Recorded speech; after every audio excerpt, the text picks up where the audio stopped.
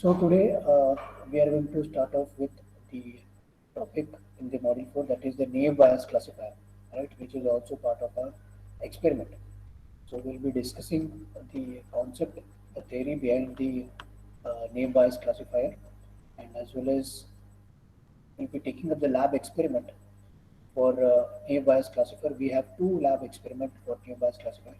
Let me quickly share the screen.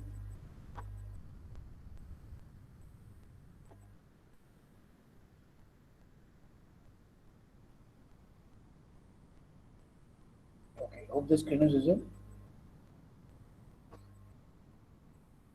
Yes, sir.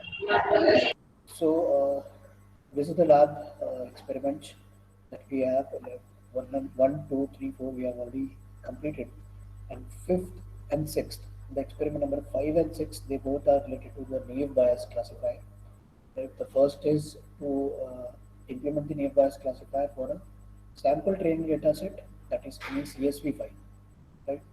And in the sixth experiment, we are going to use this naive Bayes classifier model, and also we are going to use the built-in Java classes or API to write the program and also compute the accuracy and precision for the data set that we are going to see. Right. So these two experiments are almost on the same ground. That is, we are going to use naive Bayes classifier itself. So we'll be taking up these two experiments today, and we'll be dealing with what do we mean by this naive Bayes classifier. What is the underlying fundamental aspect of naive Bayes classifier? How can we use it in the program? And we are also going to execute a program to understand this experiment number 5, as well as if time permits, we'll have the experiment number 6 as well, right? So let's get started with this. So before that, let me, okay,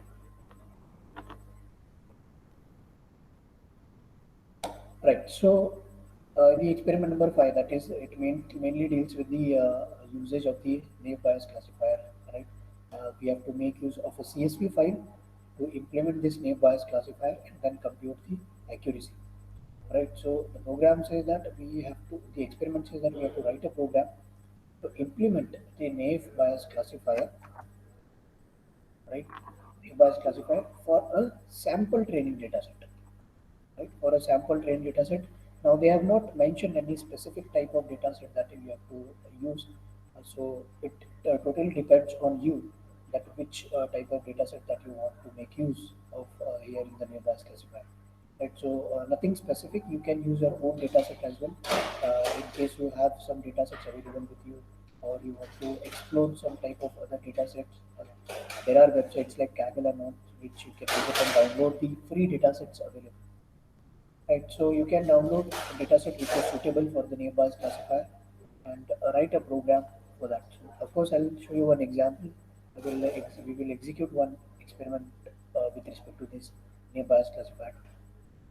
Right, so once we have this sample training dataset, which is usually in the CSV file. CSV stands for comma separated values. So this CSV file will be the input for our program, and we are going to write the program to make use of the naive Bayes classifier to compute the accuracy of that particular classifier, right? So it depends on the dataset that what accuracy that you're targeting and what is the classification that you are doing. So we will have one dataset and we will explore what classification that we can do here. So we have to compute the accuracy of the classifier considering few test dataset within the same dataset itself. Which you are already aware, the training dataset, the dataset that we are going to split the dataset into some training data and some testing data, right? So those things we will see, but first let us first understand theoretically and conceptually what do we mean by this naive Bayes classifier, right? What is this naive Bayes classifier, right? So as the name suggests, it is one of the way or approach, you can say, to classify the problems, right? It is the naive Bayesian classifier is dependent on the concept that we have already learned in the module 4, that is nothing but the Bayesian theorem, right? So Naive Bayesian classifier is dependent on the Bayes theorem that we have seen in the previous lectures, right? So we will visit those concepts as well.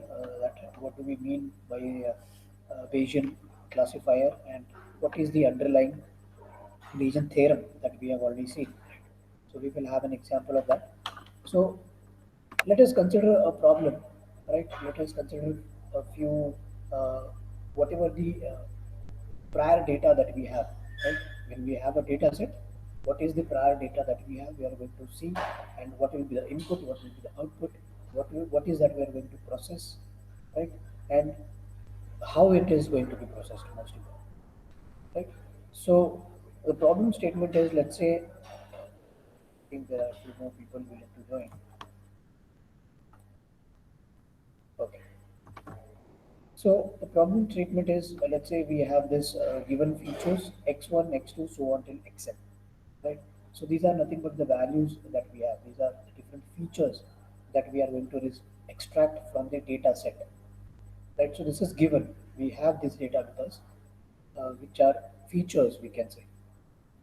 And what we are going to do with these given features is we are going to process this given features to predict some value, something, right? So let us consider in general right now. And as and when we proceed, we will take an example to uh, relate it to what we are exactly trying to do. Right. So the ultimate aim is to predict a label. Let's say we'll name it Y. So we have to predict a label Y. So now what is this X and what is this Y? Right? So X is, as I said, it is the given features that we have, right? Given features is like, let's say we are dealing with some problem. If you can recall, we dealt with the playing tennis problem, right? So let's say we have the features like rainy, hot, high, and false, right? So these are the different features that we have. And what is the prediction that we have to do? Whether the person will be playing the tennis or not. Right? Whether the person will, let's say, if the person wants to go for cycling. So, is this given feature adequate for that particular person in order to go for cycling? Right? So, that is prediction that we are doing. Yes or no. Right? So, let's say that variable is labeled as y, and it will give us the prediction whether it is yes or no. So given these features, this is the prediction, you can say. So this is the overall problem statement, as you can see, right? Okay, fine. So now, since we understand what is the given input, what is the expected output that we will be processing, and now let us go ahead and discuss furthermore what is this Naive Bayesian classifier, right? So this is the formula, as you can see. Can anybody recall and tell me what is this exactly? We have already seen this when we discussed, initially in this lecture, that is module 4. Initially, we have discussed, we have taken this formula. Can anybody identify what is this formula?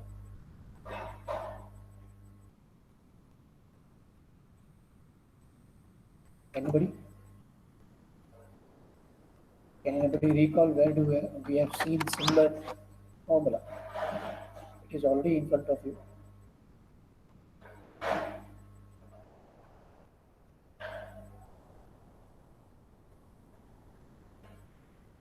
Yeah, anybody?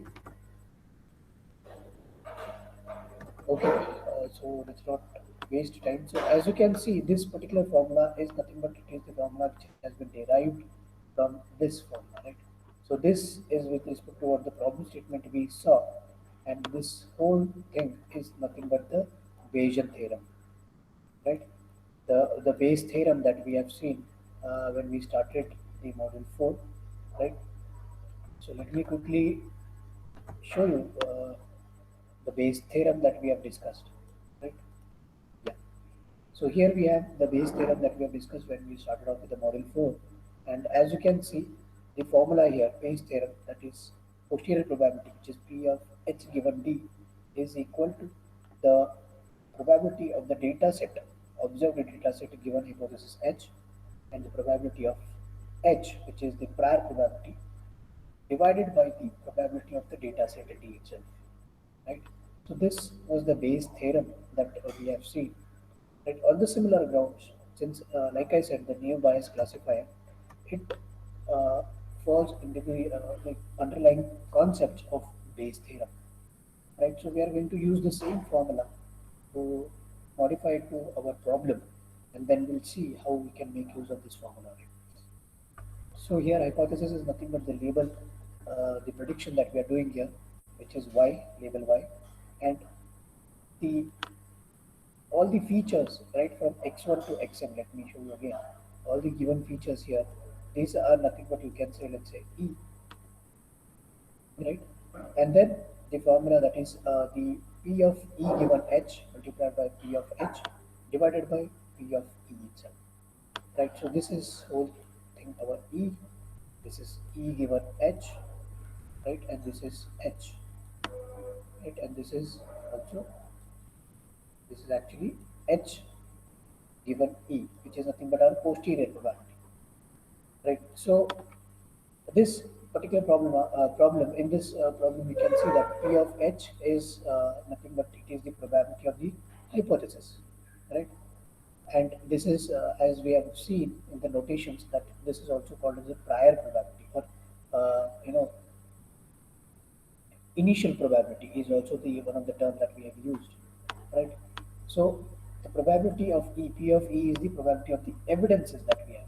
Evidences whether this the hypothesis is going to be true or no, right? So regardless of what hypothesis is going to be, P of E is the probability of the evidence. So P of E given H is the probability of the evidence given the hypothesis. And as you all know, P of H given E is the probability of the hypothesis given the evidence is there. So this is nothing but our posterior probability, right? So this is the probability that we will be targeting, will be computing for. Right. So with this notation, let us go ahead and discuss the other factors, that is different variables that we are going to see. Right. So prior probability, conditional probability, joint probability, and these things. Right. So prior probability, as you all know, P of given H, which is also known as initial probability. Conditional probability is probability related to the other feature, right? So P of x1 given x2, or it can be P of x2 given x1, or it can be anything, probability of x1 given x3, or x3 given x1, and so on. So conditional probability. Joint probability is probability with respect to that instance, you can say. So let's say we have instance x, which is combination of x1 comma x2. So probability of x will be probability of x1 comma x2. So this is a joint probability. The relationship probability, right, and the independence probability. Independence probability is nothing but wherein the variable has not much effect on the other. For example, if you see the relation probability, p of x1 comma x2 is equal to p of x2 given x1 multiplied by p of x1, right? And it can be other way also, that is p of x1 given x2 multiplied by p of x2. But unlike relational probability, in the independence probability, the probability of one particular variable here might not be dependent on the other, right? So for example, probability of x2 given x1 is just equal to probability of x2. It is not related to x1, right? X1 is completely independent to that. Similarly, P of x1 comma x2 is just equal to P of x1. So here x2 is not x2 is independent, right? Right. So with this understanding of these variables, let us go ahead and take an example whether we can use a particular text to recognize it correctly, right? Can we use a digital recognition, and can we identify the black and white pixels to identify a text, right? So let's say we have an example of a digital recognition wherein, let's say, we have some text getting displayed, and we have to identify with the pixels that what type of text is it, right? Or what that text exactly is, right? So let's say we have the features x1, x2, so on till xn belonging to 0 and 1. Right? So these values will be either zeros or it will be 1. So x1, x2, so on till xn. They are the combination of zeros and 1, right? Which is nothing but black or white pixels. Right? Hope you know that whenever a picture is there, let's say a black and white picture, and we have some pixel values there, right? Some might be white, some might be black, some might be gray, right? So that will hold together all these pixels will make one image, right? So let's say likewise we have some given features x1, x2, so on till xn, and they have a value 0 or 1. Right? Either they are black or they are white. That's it. So these are the pixel values. These are nothing but the features that we have. And we have to predict. We have to predict whether the given number, which is nothing but the image or the digital recognition that we are trying to do, is what exactly. Right? Whether it is number 5 or number 6. Let me show you with an example here. Let's say we have this digital representation, right? Let me name it as a DR. This is the digital representation. Let's say there's an image, and we have to classify whether this is 5 or 6. Now, since I have made this image a little bigger and it is quite clear to you, so you can, with your bare eyes, you can make it out that it is somewhat 5, right? But if the same image is placed little at a distance, little far distance, and the picture is made little blur, and it's not as clear as you can see here right now. So then it might become little difficult from the bare eyes to identify whether it is number 6 or number 5, right? So here is where our naive Bayes classifier will come in and identify whether how to process those pixels, what is the value of those pixels depending on the probability, right? So everything is on the probability, as I've mentioned that the in the Bayesian neural network and the complete Bayes theorem, it completely depends on the probability, right? The, most of the concept in the machine learning they adopt some of the other mathematical background. So here in the Bayes theorem, we making use of the probability, and depending on the probability that we have for that each pixel, right? Now that is one of the difficulty. If you can recall that we have discussed two difficulties with the Bayes theorem, right? So the difficulties are nothing but that every pixel is going to be computed, right? So the computation cost is high.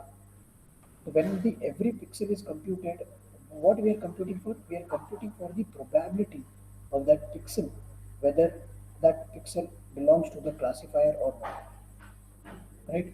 Whether it fits into the given features that we have or not, right? Identifying them, whether it is relevant or not. So that probability will help us understand and help the classifier also to easily classify and then come up with a result. Right. So coming back to the current example, that is the this digital representation right here. So as you can see, it is quite clear enough. It is bold enough, and with your bare eyes you can make it out. It is 5. Right. So this digital representation is sent to the classifier, and then the whole probability is computed, and ultimately the classifier will come up with one value from the label that we have given, right? That is nothing but y, right? The label is y, which is nothing but the prediction that we want to do. So whether it is 5 or 6, right? So the classifier identifies correctly that it is a number 5, right? So how does it calculate it, right? So Bayes theorem, if you have to identify Bayes theorem, in simple terms, if we have to give you the Bayes theorem, that is nothing but it is the posterior probability, right, which is equal to the ratio of the product of likelihood and the prior information that we have, the prior knowledge that we have, divided by the evidence that we have, right? Evidence or the proof that we have currently. So that is in general what the probability, how the probability that we are going to compute, right?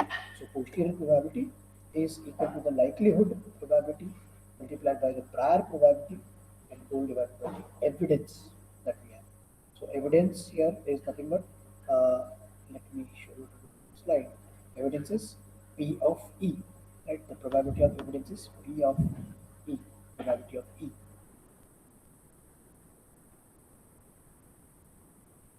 Right. So when I put this general formula into a specific probability formula, then the formula looks somewhat like this. That is, probability of C given X is equal to probability of X given C, which is the likelihood probability, multiplied by the prior probability, which is P of C, probability of the C, and divided by the probability of evidence, that is the P of X. Right. So this particular formula is what we are going to use, and we are going to compute the given values, right? So now with this understanding, let us take a example again, that is playing tennis or no, right? And compute these probabilities with these formulas, right? So here is the simple steps that we have here in the Naive Bayesian classifier algorithm, right? So I'll be giving you the simple steps here. What is the way to program this particular experiment, and what is the expected output, what is the expected input, how to split the data, and so on. Right. So let's say step one is to convert the data set into a frequency table. Why frequency table is because frequency table will help us to understand what is the frequency of each of these features, right? Each of the input values, how much repeatedly that we are getting these values, because this will contribute more, right? And this is very important for the overall contribution for the probability of that particular feature, right? So we are going to first convert the data set into the frequency table, right? And second step is to, once we have this frequency table ready, we create a likelihood table, right? Since we have the frequency table now, it will be easy for us to create a likelihood table by finding the probabilities. Now, how do we have the probabilities here? That is, let's say we have this table where this is the input data that we have. We have some input values for the weather, and we have the output label data, that is whether to play tennis on that day or no. Right? So yes or no, play. And weather that we have is sunny, overcast, rainy, right? Other things. So once we have this input data, we are going to produce the frequency table. Frequency table is how many times a particular weather has been come up with the the output as yes or output as no, right? So when, under what conditions we have to play the tennis, or we don't have to play the tennis. So as you can see, for the overcast weather, there is not a single no, right? So whenever overcast is there, overcast here is there 1, 2, 3, and 4. So all the 4 times you can see that we have play tennis as yes. So that becomes the frequency of the overcast, that the whenever we have overcast, we are allowed to play, or you can say we are ready to play the tennis. But let us consider the other weather, right? So whenever the rainy is there, so 3 times it is no, and 2 times it is yes, right? So that means we have five uh, input for the rainy data, right? One, two, three, four, and ultimately five, right? And out of these five, three under the three situations we cannot play tennis, under two situations we can play tennis. Similarly for sunny, right? Two no, three yes. Right. So the grand total that we have here is 5 plus 9. So we have 14 input values, right? 14 given data set that we have. Out of these 14, we have created a frequency table. And once we have this frequency table, it becomes easier for us to create a likelihood table, right? So how do we compute this likelihood table is the total number of instances for that particular weather divided by the whole total of the data set itself, right? So when we have overcast, we have four overcast situations out of 14. So 4 divided by 14.29. Similarly, rainy, we have total 5 times in our input data. So 5 divided by 14.36. Similarly, for sunny also 5 divided by 14.36. Right. So that is the likelihood table for the weather. Now, likelihood table for playing tennis, yes or no, is uh, 3 plus 2 plus 5, that is total when we 3 plus 2, that is 5. So total when we have 5 situations wherein we cannot play tennis. So 5 divided by 14 is 0.36, right? And there are 9 instances, right? Out of 14, there are 9 instances where we can play tennis, right? We are allowed to play tennis. So that brings us to 0.64, right? So there is 64% chances that we might end up playing tennis, and there are 36% chances that we may not be allowed to play tennis. This is a likelihood table, right? Likelihood. This is the probability that we have. Now, with this probability, I hope the scenario is clear now. If you have any doubt, you can stop me anytime and clear the doubts. But I try to make it as simple as possible because this is very basic and nothing specific is there. These are the examples which you are already aware of, popular examples mostly what we have dealt in the model 1 also, right? Same data set that we have.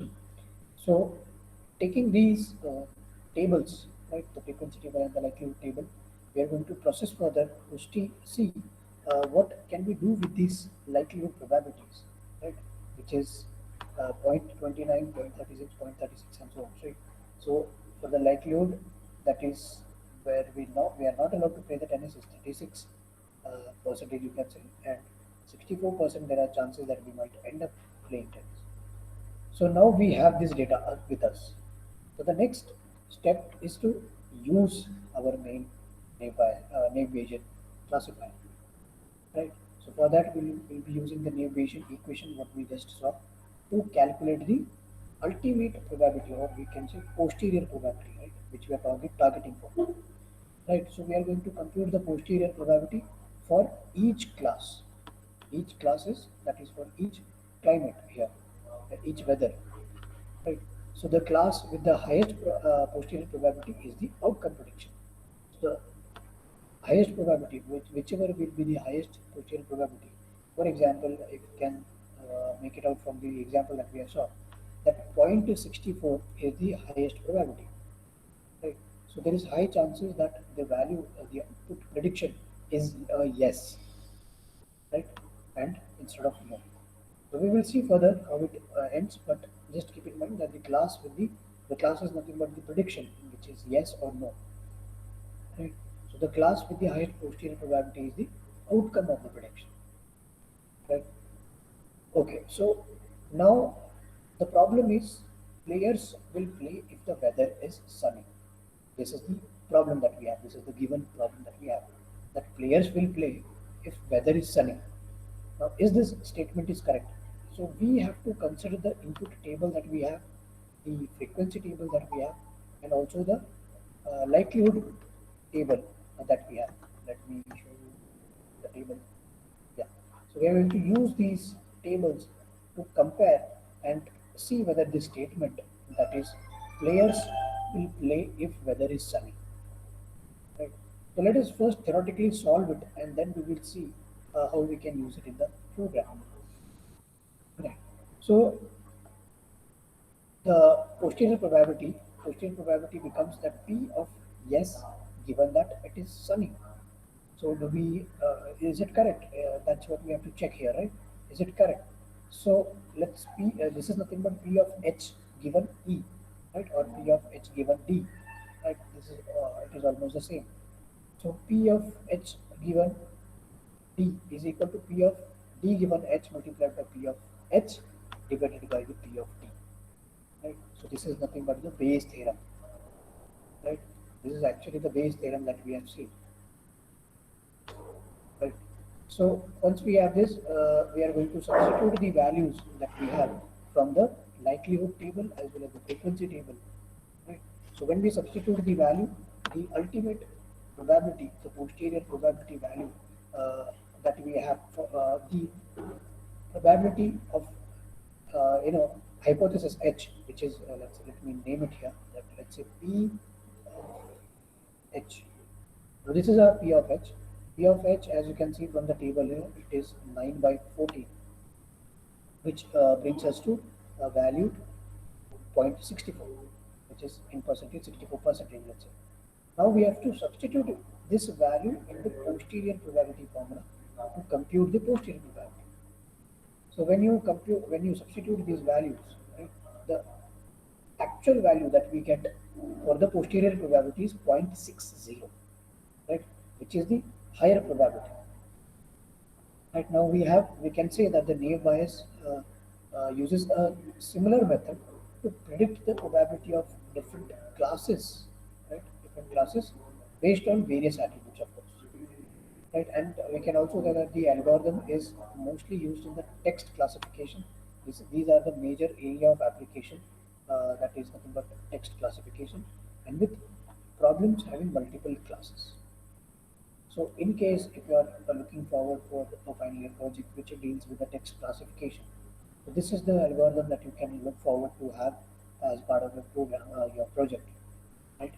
So text classification is one of the area of application for this naive Bayes classifier, right?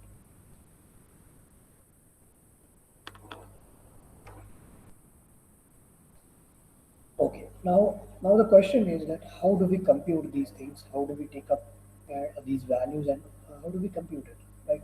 So for that we already have the formula for mean, right? The formula for standard deviation and the formula for normal distribution, right? Which we have already seen in the previous class itself, right? In the last class, when we discussed the uh, ML, that is maximum likelihood as well as the least squared error hypothesis, and then also we discussed about the probabilities, like prediction probabilities, uh, the maximum likelihood for the prediction probabilities, right? And when we discussed the MDL principle, right, minimum description length principle. So there we discussed this formula. So here we are going to use these standard formulas. These are the predefined formulas for mean, standard deviation, and normal distribution. So these formulas will be helpful for us to put these values here and compute the overall prediction. Right. So let me give you an example so that the concept is more clear. So let's say we have the example which has a continuous value. So one such example is, for example, when you are coming to the college and every day you have been measured the temperature, right? So using the thermal temperature machine, the gun. So every day it might be changing, right? It might be little change. There might be a little change. So not a drastic change, but might be a little change, small deviation. So, but the value here is continuous value. Right? Every day, if assume that you are coming to the college and every day you are getting this check, so it's a continuous value, right? Like whenever you are coming to the college, you are getting checked that. So this is something the value which is getting updated, or we have the continuous pattern of the values, right? So let's say that we have a temperature being noted, which is naturally of the continuous value, and for let's say for example that we have some set of temperatures which are labeled as yes, and some set of temperature values which are labeled as no. No, why no or why less? Either there is some very huge deviation, that's why we are labeling that it as no, right? And that might be something beyond the range, right? Abnormal, you can say. So the temperature values which is not a normal temperature, normal body temperature. That is something which is very high or it might be very low. So let's say we roughly let's say we consider something between 18 to 25. Let's say 18 to 25 as uh, normal body temperature, right? So below that might be very low, and above that, right, below 18 might be very low, and above 25, 26, let's say it is very high. So let's say this in between range, we are labeling it as yes, it is normal, and otherwise if it is very low or if it is very high, we label it as no, right? So with this given data, let's say we have this given data with us. With this given data, how can we estimate the mean and variance? Right now we have the values, we have the formulas. Right, we know the formula for computing the mean, we know the formula for computing the standard deviation as well as the normal deviation.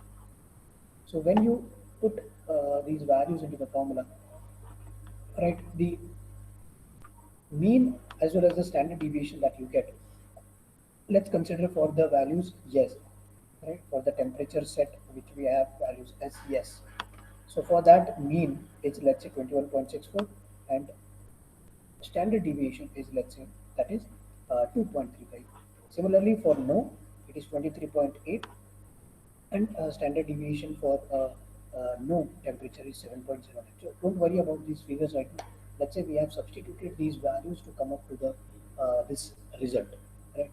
So using these formulas, let's say these are the formulas that we have, and we have come up with these values. We are going to use these values in this formula. But the point here is the learning phase, right? This learning phase, what we have here is it outputs two Gaussian model, right? Two Gaussian model for the probability, that is probability for x given s and probability of x given no. So that is probability for the temperature given c. C is whatever the values that we have. Right. So let's say I hope now the problem is clear and what exactly that we are trying to do here with respect to the naive Bayes classifier. Right. So with this understanding now, it's been a lot of time that we have discussed. Let us move ahead and let me show you the program for this particular experiment number 5. Right. So when you open, I'm executing these things in the Jupyter notebook, but you are free to use Jupyter notebook or Google Colab, whatever that you want to make use of. You have the whatever available is to you, can make use of that. So let's say, yeah. So I'm going to use it in the Jupyter notebook itself. Yeah. So this is our experiment number 5. But before giving the source code, I would like you to try it out by your own. We have already discussed the algorithm. We have already discussed the different steps that are to be done in the neighbors classifier. Right. So first, when we have the input data, we are going to use that input in the. Let me do the slide here. Yeah. So whenever we have this problem statement for the given features, we are going to predict a label y. So accordingly, we are going to convert the data set, right?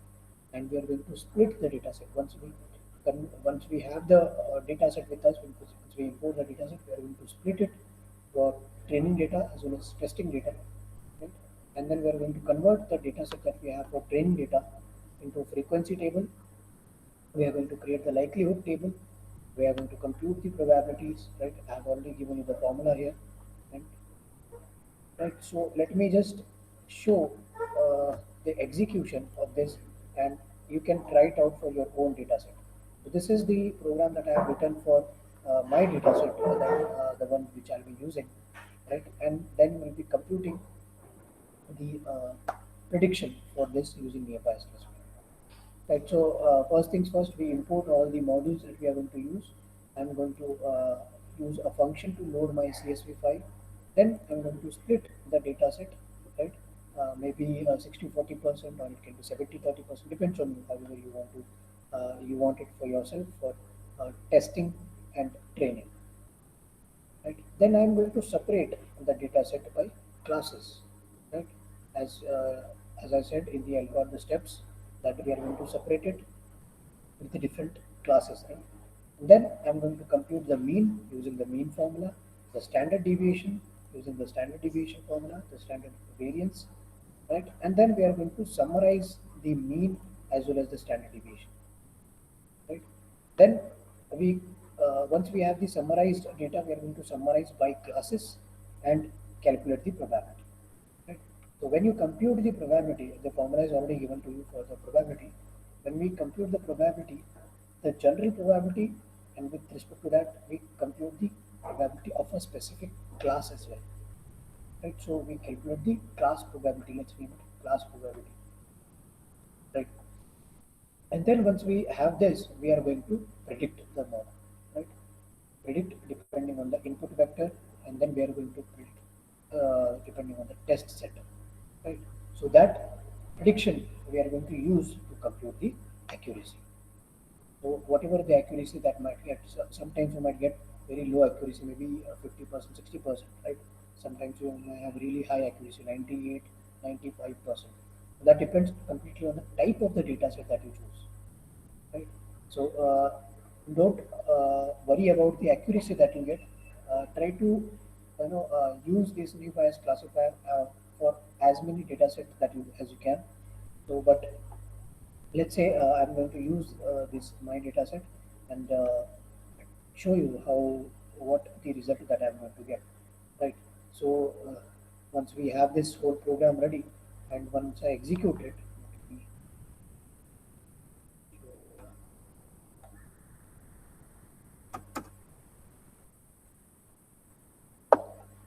Okay, so once I execute it, the output that I get is, as you can see, that split.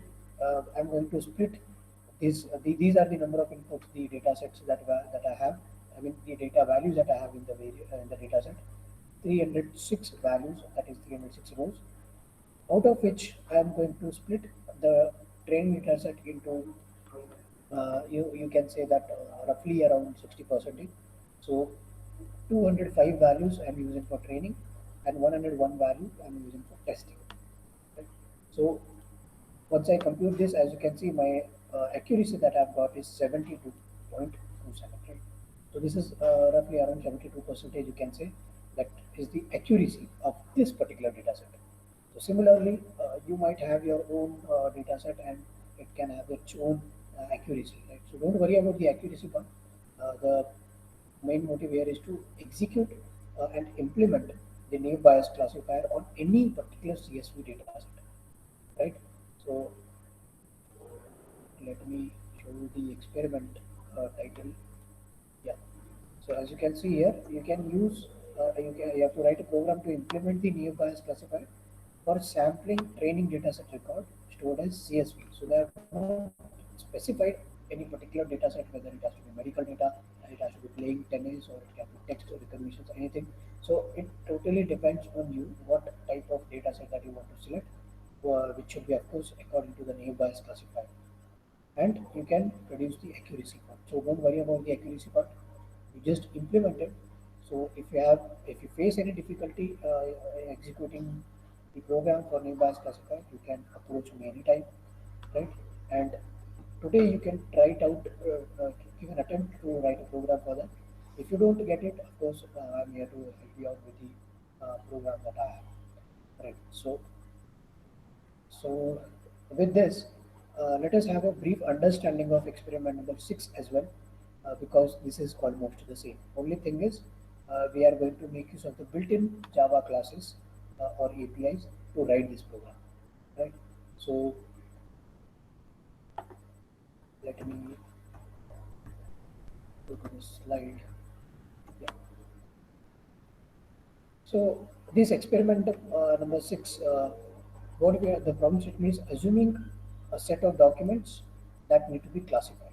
That we have a set of documents which will be classified by using again same method, that is naive Bayes classifier. So this experiment number 6 is little specific. Experiment 5 was little general. Right? So here, and one more thing is we are going to use the built-in Java classes and APIs to write this program. Right? And then again, rest thing remains the same. We calculate the accuracy or the precision of the data set. Right. So the formula, you are already aware of this formula. What is posterior probability, likelihood probability, classifier probability, and the predicted prior probability. So this is nothing but the base theorem. Right. The classification process is the new data, that is the features that we have. We have a different class, let's say class C, which is a member of this complete data set, and then we are going to give a new data, let's say X, to the naive Bayes classifier, and we are going to see whether it belongs to the class, that particular class or not. Right. So these things, other things remain same. There are different types of base name bias algorithms. For example, Gaussian name bias, for which the formula we have already seen, right? And then we have the multi-nominal name bias, which we have seen in the previous class itself, right? So don't worry about these complicated formulas. These are just the type of the naive bias approaches that we have. Another one is Bernoulli's naive bias, right? So these are the different types of algorithms which are used to used on the different data type of the data that is to be distributed according to different types of distributions, right? So anyway, so this is the experiment number 6. The only difference, it is exactly the same as experiment number 5. The thing is, we are going to use the, instead of uh, your own classes, your user defined classes, you have to make use of the built-in Java classes. You can make use of APIs, right? Built-in APIs for this particular uh, model in order to assume a set of documents that needs to be classified. Right, so you try it out. If you don't get it, of course, I'm here. Maybe in the next class, I'll take up the experiment number. So, I mean, I'll give you the experiment number 6 details as well. Right, but for time being, you complete the experiment number 5. Uh, Give an attempt. If you face any problem, you can approach me. Take any data set, right, and try to make use of different types of data. For example, if you have your friend with you, you both should use two different data sets to process it and compare it, right? So that can be really helpful, and which you will be understanding both the type of the data set and the accuracy that the model produces. So with this, we shall conclude today's lecture. Yeah. So if you have any particular doubt with respect to what we discussed, we still have 2 minutes.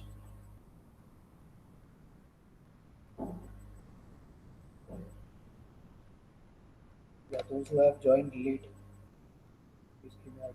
And please try to be on time.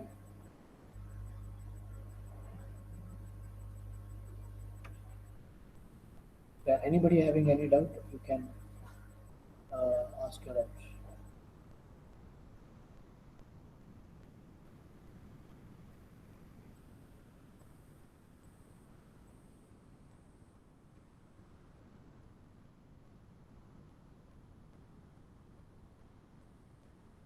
Yeah, anybody with any doubt?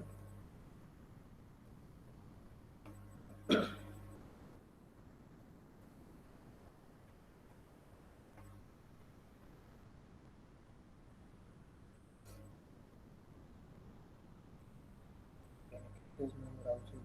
What about others? Okay, so give it a try. Give a try to this experiment number 5 as well as experiment number 6. And if you don't get it, of course, I am here. I will help you out, and we will execute it once again to see what exactly output that we get. But uh, you have to create your own program. You will not be making use of the same program that I'll be providing. Right. So first, you give it a try. Take 1 week time to understand what we have discussed here. You can go through the uploaded videos, and later we will see again with an example. Right. So with this, we'll conclude today's lecture. You can leave the